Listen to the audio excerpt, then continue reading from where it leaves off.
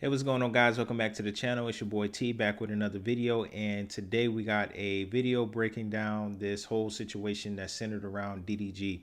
All right, some of you guys may know who DDG is, and for those of you who don't, he is a very popular streamer over on Twitch. You might have seen a lot of videos going viral from him from Kai Cenat Streaming University, but even before that, he's been putting in the work, and he has built a very popular brand over there, and he's very successful in the streaming world. So I don't take anything away from him. He's doing his thing, but as usual, right? We see a lot of times when guys are up and coming, or they're getting big, or they blow up. Sometimes they find themselves in some sticky situations, and today we got one in which I think we could all probably learn from.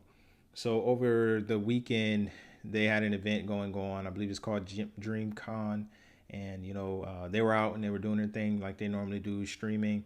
And we had a guy walk up on him. We'll call him a heckler, and he was picking with DDG, and he called him doo-doo garbage. That's a popular nickname for his haters to call him online. In actuality, the DDG just stands for his initials, right? But the guys that were with DDG took exception to it, and they pretty much put the beats on the guy that called him that, and that involved DDG's brother. So, but when you have situations like that, you have to start thinking about you know legal liability, and people coming after you because you have the big name, the brand. They perceive you to have the money, so hey, they say they do something and they provoke you and you respond. They're just trying to get that response out of you or somebody in your camp, so they can try to come up off that in that moment. Sometimes they're looking for money, sometimes they're looking for clout. I think initially he might have just been looking for clout, and the fact that they actually put hands on him, I think that probably shocked him a little bit. Who knows, right?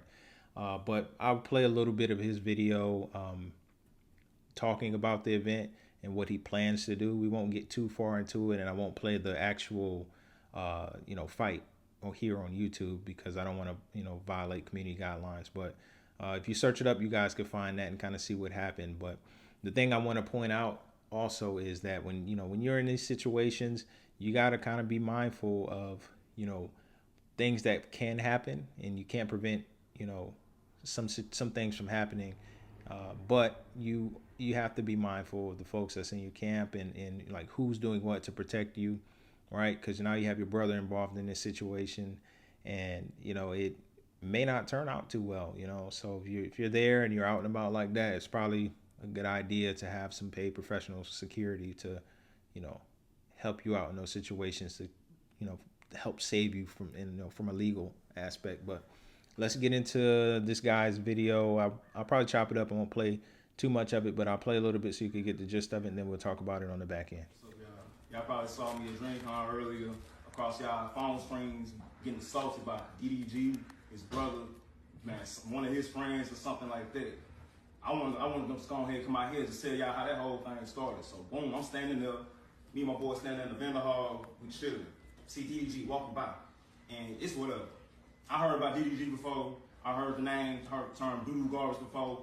You know what I'm saying? I'm thinking it'd be funny, just a little joke to do. Alright, so I call him doo-doo garbage from around the way.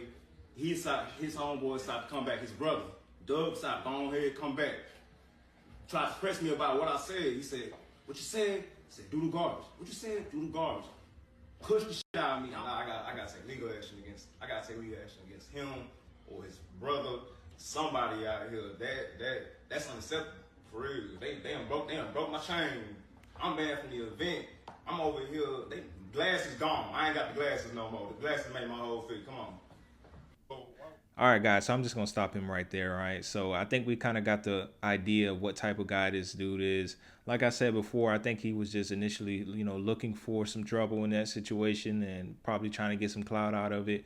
And he probably got a little bit more than he was expecting. But now he's looking at it like, oh, man, this is just like a big Christmas present with a big bow on top because, this is somebody from DDG's camp.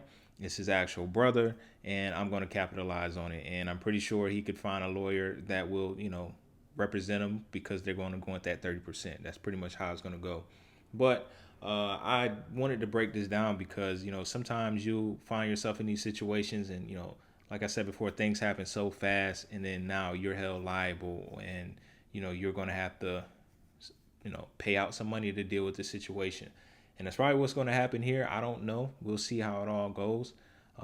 But, it's something that I know it can probably be hard to navigate when you're younger, but when you get to a certain status in life, you have to, move accordingly, right? You just can't pop up and do things as you were accustomed to prior to your fame or, wealth that you have now. You have to act accordingly. You have to put the proper teams around you, the proper people around you that's going in the direction that you are going in, right? And sometimes that happens very fast, and you got some people that's close to you that aren't ready for that transition, right? To be honest, I don't think his brother and his camp should have wild out like that. It could have been a better way to deal with that situation because at that moment there wasn't a physical threat of violence or anything like that. They initiated the violence based on some verbal epithets that was tossed at DDG, right? So they're gonna have to sort that out, and we'll see how it goes. I'm sure DDG will be fine, but he also has his family court issue that's going on. I won't touch on that too much here, but you better believe in that system, they'll look at stuff like this and they'll take whatever they can get and paint a picture or try to tell a story about him to help hurt him on that side of the house. So I'm sure he'll bounce back, but I hate he has to go through it. And I'm pretty sure it'll affect him in some way. But we hope that he just learns from it. Hope that everybody watching this video can learn from it. I'm interested to hear your thoughts on this situation. Drop the comment below. Let me know you think this guy's just a clout chaser. He's a clown. Let me know how you feel about DDG. Also, all comments are welcome. Share this video. Like it if you like. If you enjoyed it.